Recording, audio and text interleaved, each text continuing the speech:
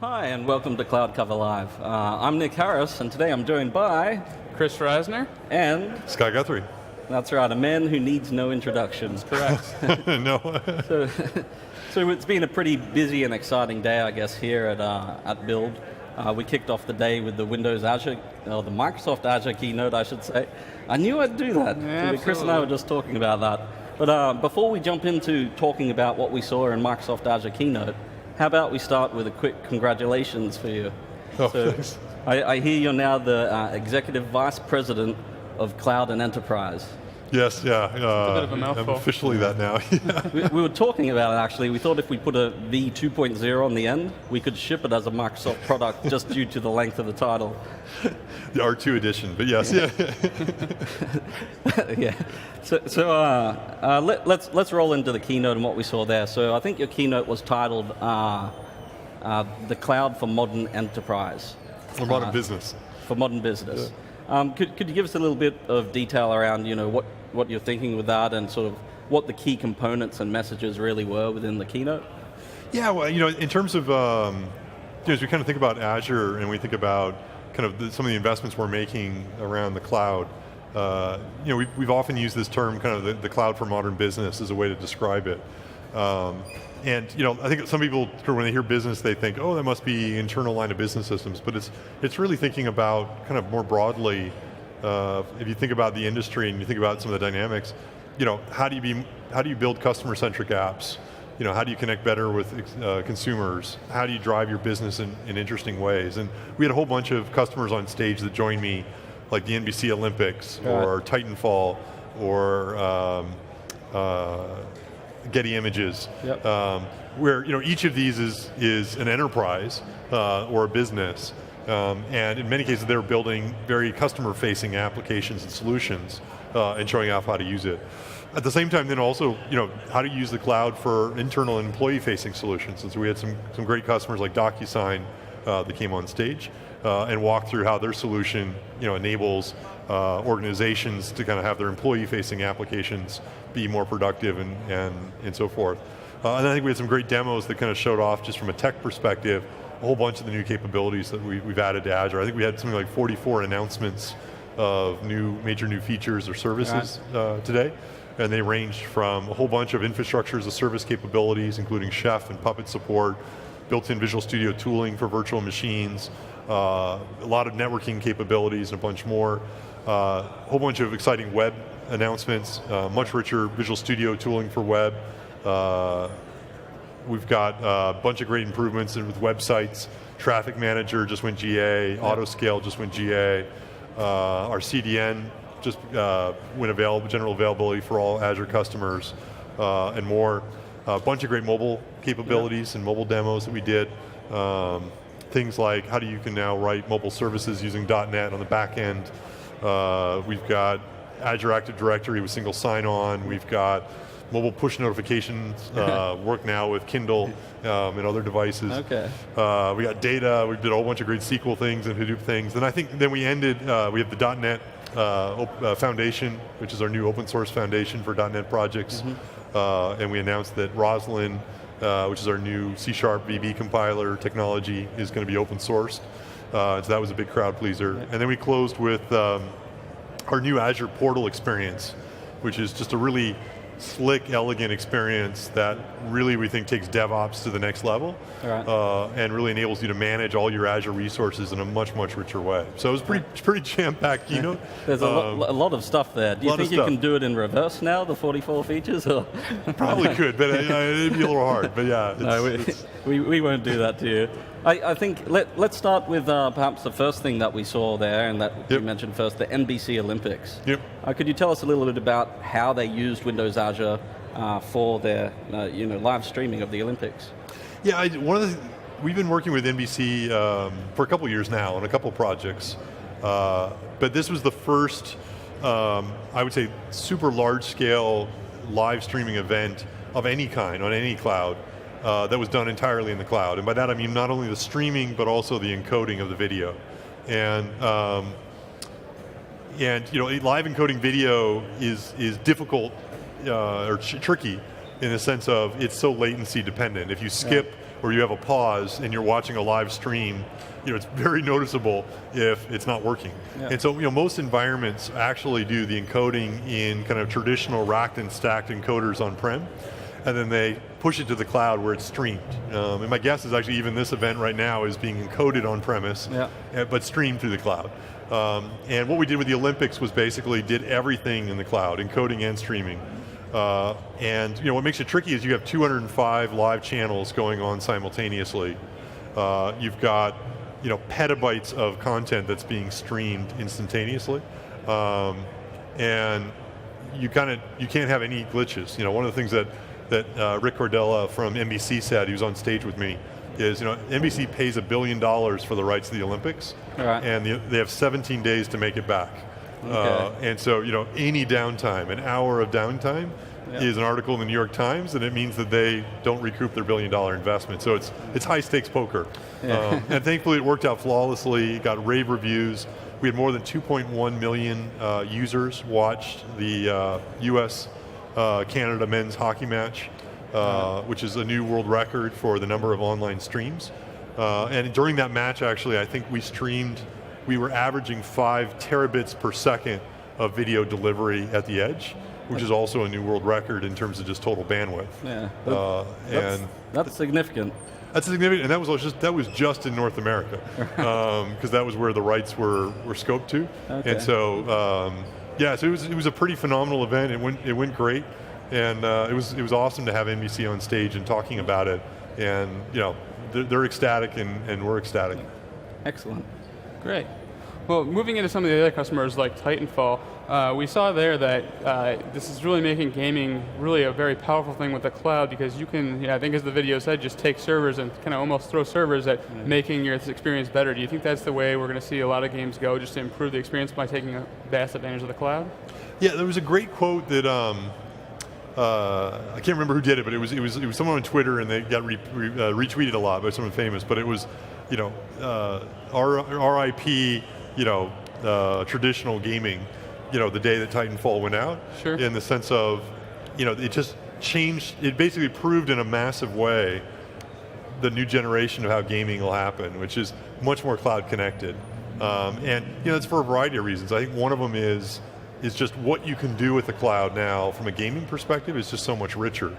I think a lot of people that have done gaming know, if you're close to the server and the other person is far away, you have an unfair advantage in the game because they have a latency that you don't. With the cloud now, we can actually run servers around the world and do matchups with people that are close to you, and so it's a much smoother gaming experience. One of the things that Titanfall does is they have significantly more AI engines running than they could run on a traditional console or PC, because they've got background processing where they now can spin up compute in the cloud and do a lot more and not have to worry about stuttering the rendering because they're oversaturating the CPU on your Xbox. And so it's just a much more engaging and interactive gameplay as well. And that ultimately translates to better user experience. And so, I definitely think you'll see, I wouldn't be surprised to say most multiplayer gaming will go cloud from this point on. Great. One of the other important questions while we're on Titanfall is, how many hours do you book out in your calendar a day for gaming?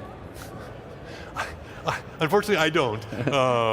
But I definitely, when Titanfall was going live, had my phone ready in case there were any issues. But so I did book out hours of the day just being on standby. Okay. But we actually had Titanfall go live and the Olympics go live simultaneously. Yep. And one of the things we talked about in the keynote this morning was Titanfall on their day one launch had more than 100,000 virtual machines around the world running in Azure as the back end for the game. Yep. And so just from a scale perspective, that's an awful lot of cores in compute. Hundreds of thousands of compute cores around the world. So it was a pretty big project. Yep. Significant. While we're talking about sort of cores, IaaS, and VMs, there was a few significant announcements today, sort of detailed. I think some of it was in Mark Russanovich's demo. But before we get to that, could you tell us a little bit about the new VM image capture feature and sort of what significance that provides to people using VMs in Azure today? Yeah, one of the nice things, we've had in the past the ability for you to effectively sysprep and then capture a VM image, but it basically only captured your OS partition. And so if you had multiple data drives attached to it, it didn't provide ability to capture those data drives. And so instead, you'd have to write PowerShell scripts to configure it, and that's time consuming and it requires a lot of code. And so what we shipped today was the ability to not only capture the OS, but also all of the data drives. And we support the ability for you to do that in a sysprep state. So you basically pull out the username and passwords and stuff like that. But we also allow you now to actually do a live capture on a running VM without you having to sysprep it or shut it down or delete it. Okay. And so that's also very useful for dev test scenarios where you just want to basically snapshot and restore kind of scenario. And what's nice is because we use, for example, the Azure Storage System is an append-only system, we're able to actually capture an image, I think the image we showed today was a VM with 12 data disks. And you can basically capture it and have it in a state ready to actually deploy anywhere else in roughly 40 seconds. And so it's much, much faster than, say, what it would take on Amazon or other cloud providers. Right. And it gives you a really nice, easy way that you can now automate and easily stand up any number of instances of any type of image. Okay. So let's roll into Mark Rusanovich's demo a little bit, because he showed some really cool features there. I think the first one was a new feature in Azure SDK 2.3, now available for people to download. And that was remote debugging and management of your VMs from directly within Visual Studio. Yep. So could you give us a little detail about perhaps the process under the hood that works there when you say right-click, attach remote debugger, what's sort of going on under the hood there? Because it's like a 60-second operation to provision it, and maybe 15 seconds or less, maybe even under 10, to attach that debugger to your remote instance. Yeah, I mean, one of the things that we've done recently is we basically have created what we call the VM agent for IaaS. And it's a service that runs inside a Windows VM. We also have a Linux version. And it basically, we can talk to it from Azure using kind of a protocol that we've defined. And it provides a really easy way that we can effectively insert extensions, or a customer can insert extensions into their virtual machine. And it's the same agent that we actually use with cloud services from our PaaS environment perspective. And so what's nice is you can basically plug in any type of extension. And so we have, we launched it a couple weeks ago with what we call the background info extension, which just basically added some stuff on your desktop or what's your IP address and things like that.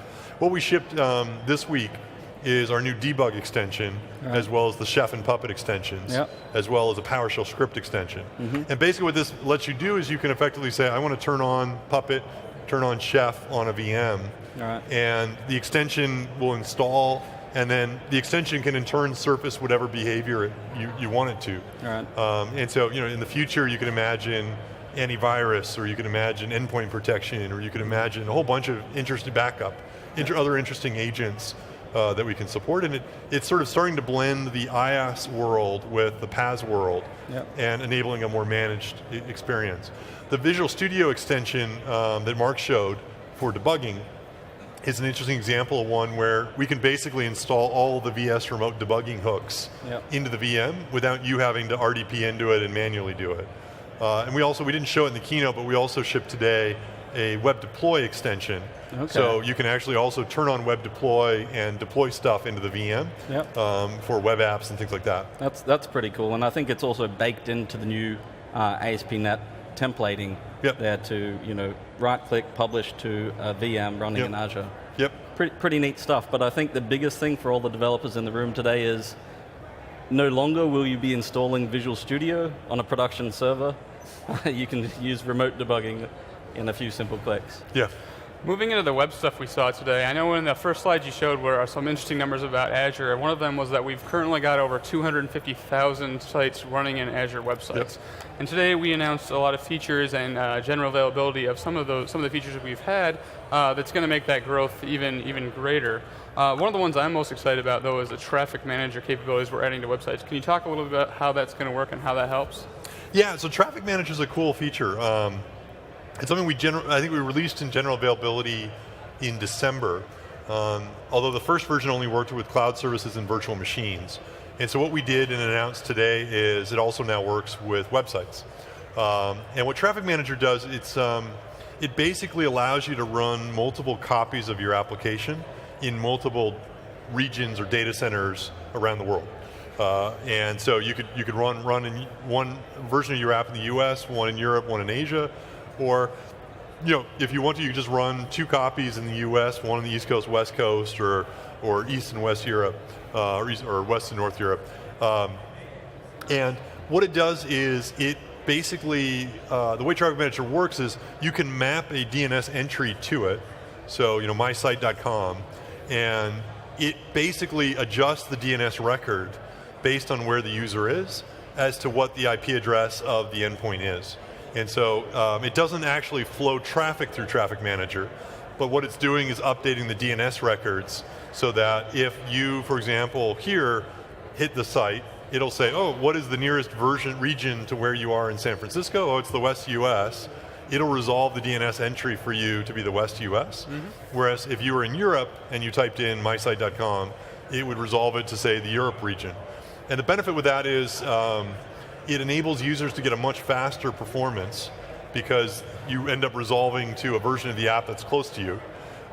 And built into the Traffic Manager also is this notion of health probes where it'll periodically ping your site. And if it sees that it's down, it'll automatically remove that site or that region from the DNS records.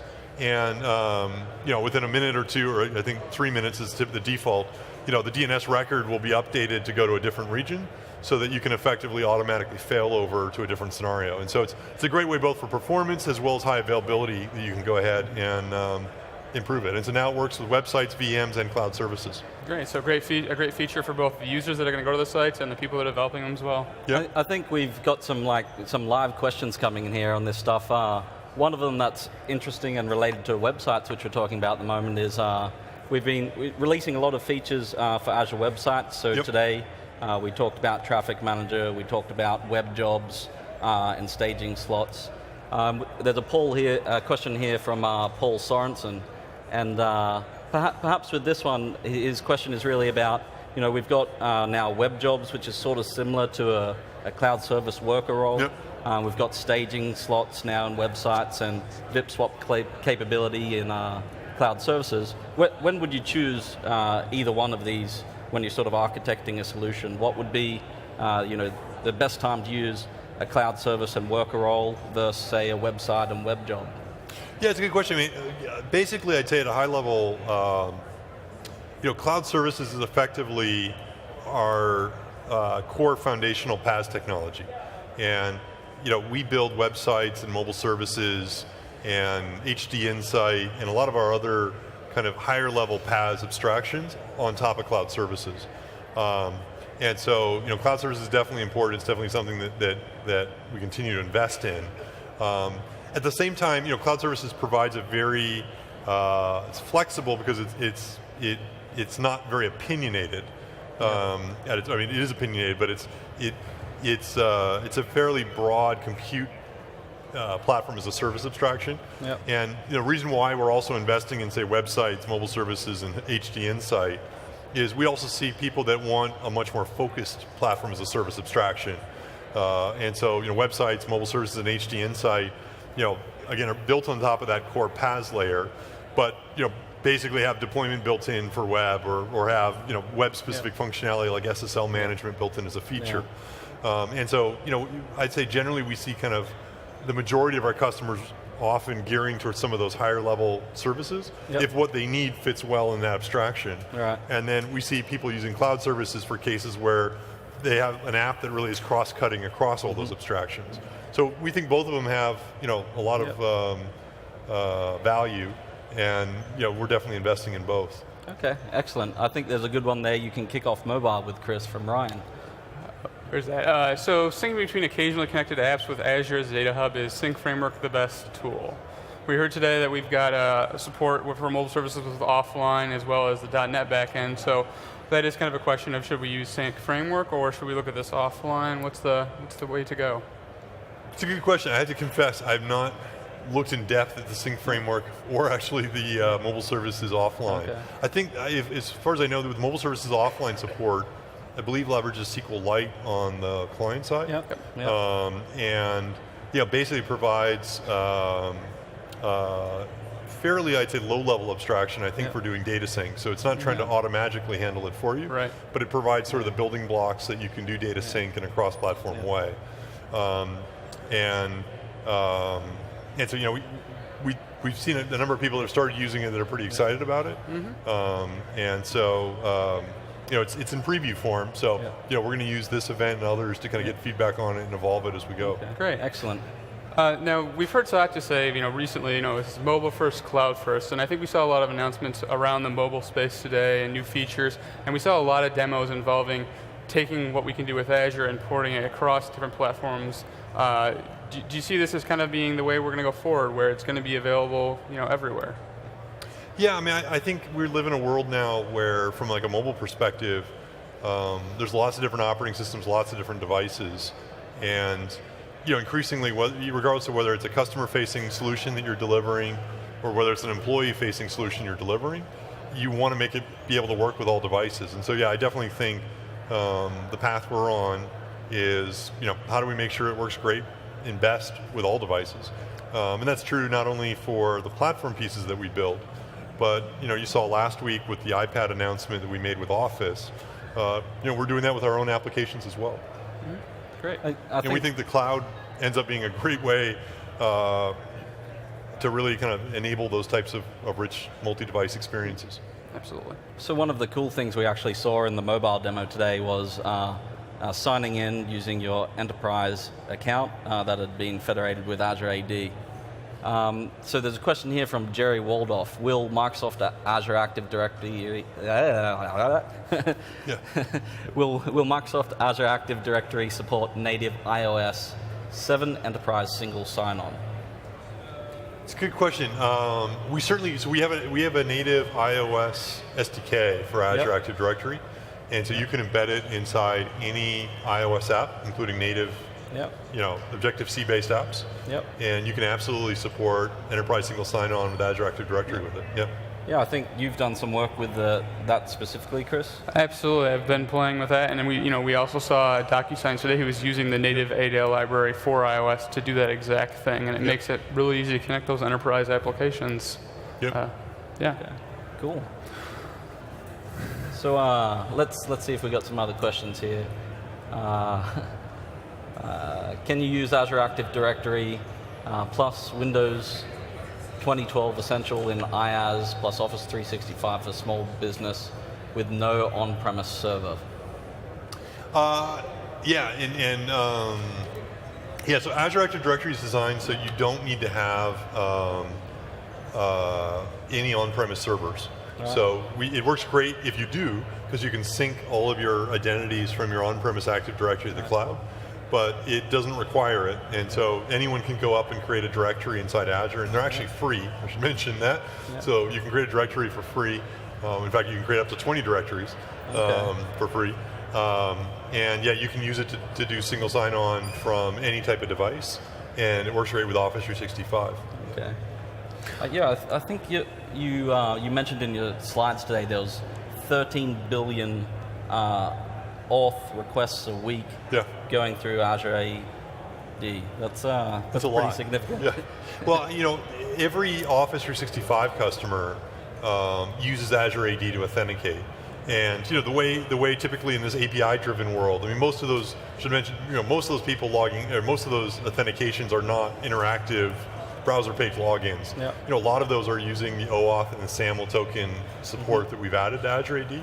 And so when you use Outlook and you connect to Office 365, your Outlook client as well as Exchange are authenticating and doing authorization checks with Azure AD. And so a lot of that's programmatic, and certainly we've seen as Office 365 gets used more and more and more, the number of authentications per month just keeps going up. Yeah, I think we saw in today's demo, the mobile demo, the client app authenticated using Azure AD, then pushed some photos and sort of a facilities request up to mobile services, which then created an actual report directly within O365 SharePoint. Yeah. Pretty cool. It's pretty cool, and the thing that we're doing, which I think is neat, is using OAuth tokens sort of using kind of fairly, open standards to basically, support the ability for you to not only authenticate, but then basically get back an OAuth token that you can then use to call APIs. Okay. And the fact that our Office APIs are now exposed using that mechanism, and then also you can build your own mobile service or ASP.NET Web APIs and expose them that way as well is a really neat story, because it basically means that you can use your enterprise credentials and your enterprise identity and suddenly flow it across multiple different types of systems and compose some really neat apps. Okay. I think we should use this 5 minutes to sort of talk about probably the coolest thing I saw today, the new Azure portal. Yep. So today we saw it. It's very it's beautiful in my opinion, and within it we saw sort of a demonstration how it tied together VSO. Websites, databases into more than just the separate resources, but more into sort of an application perspective. Could you perhaps tell us a little bit about where this is going and what other services we may expect to sort of see light up in this in the future? Yeah, the Azure portal is something we've been working on for a while, and it's a pretty, there's a couple of videos that we're going to be posting on the web, and I'll tweet this afternoon once they're live. It's a pretty bold and ambitious project because it's basically building kind of a new experience that really encompasses not just your Azure administration, but also things like your DevOps workflow with VS Online, analytics feeds, your billing system, and your billing records, and even your service health dashboard. All kind of composed in a really clean, elegant way. And we shipped the first preview of it today, and it supports a number of services: websites, SQL databases, team projects, app insights, billing. But you're going to basically see, over the 26 or 30 services we have in Azure all show up in it over the next, few weeks and months. And similarly, how we update our portal today every 3 weeks, you're going to see us update both our existing portal and the new portal every 3 weeks going forward. Okay. And the information architecture of the new portal is really, really elegant, and it's really designed so that you can actually scale to handle much richer scenarios than our current portal can. And again, be flexible enough that you can really use it not just to manage individual resources, but entire applications that are composed of multiple resources together. One of the coolest kind of demos we saw as part of that was taking an actual template for one of these resource groups and being able to deploy that. That seems like it's going to be really awesome for automating massive deployments, redoing of deployments, doing different staging environments. Do you foresee that's going to kind of encompass everything as far as how we can deploy stuff in the future? Yeah, the nice thing about the new portal is it's built on top of we call it the Azure Resource Manager, which is kind of this new deployment system and kind of service management API that all of our services in Azure will plug into. And one of the things that comes with it is this notion of these kind of JSON templates that you can use to describe any resource, but more importantly, what we call resource groups of multiple resources. And so you can, inside a single JSON template, describe a website, SQL database, and a set of IaaS VMs, your CDN edge point, as well as your storage accounts. And you can effectively just say to Azure, deploy this as a single call, and Azure will in parallel stand up all those resources, stitch them together, and enable you to manage them as a single thing inside the portal. And that ability to kind of spin up, spin down, and manage all those things as a group ends up being really, really powerful, and I think will enable people to be able to deploy things much, much faster than ever before. Absolutely. Okay. Excellent. Well, I think we've got just under 2 minutes. Perhaps one very quick, short last one. We saw a gallery today within the new Azure portal as well. Could you talk a little bit about the opportunities that this will present potential partners to Azure? Yeah, one of the things we're trying to do as part of the new portal is how do we kind of bring in our partner ecosystem and enable developers, both ISVs and partners, but also frankly just developers in the community to be able to put together templates that can be shared with others. And that Azure Resource Manager template, just the JSON file I just described, that's what each item in the gallery is simply a JSON template. And we're looking to kind of enable a wide variety of virtual machines as well as applications to be in the gallery. and then any Azure user can basically go up to it, click to deploy, and automatically add it to their subscription. And so we think it's going to be really powerful, both for people that want to resell or offer applications to lots of people, and then it's really valuable to Azure customers who want to suddenly have a rich marketplace of services and applications that they can actually go ahead and deploy and consume themselves. Okay, excellent. Well, I think that's about all we've got for today. Cool. You've done very well in this interview. Yes. Thank you. You've done very well too. So. Great job today. Oh, thanks. My manager watching this. But no, it's always a pleasure to have you on the show, Scott, so thank you for coming. Well, thanks. My pleasure for being here.